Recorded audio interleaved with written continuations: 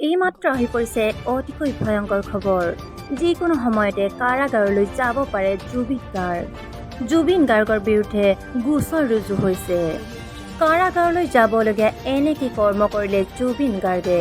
শিশু সুৰক্ষা আইনৰ অধীনত জুবিনৰ বিৰুদ্ধে গোচৰ ৰুজু কৰা হৈছে।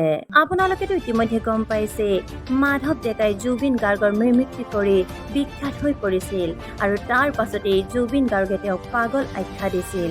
কিন্তু জুবিন গাৰ্গে এটা সৰু ল'ৰাৰ আত্মসন্মানৰ কথা বুজি নাপায়।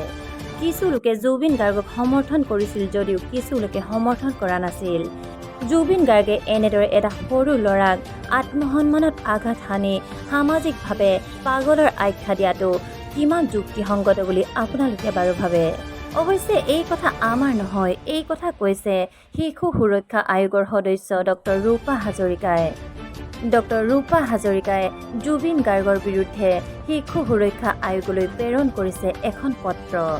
এতিয়া আপোনালোকে কমেণ্ট কৰি জনাবচোন, জুবিনে বাৰু এনেদৰে মাধৱক কোৱাটো উচিত আছিল নে?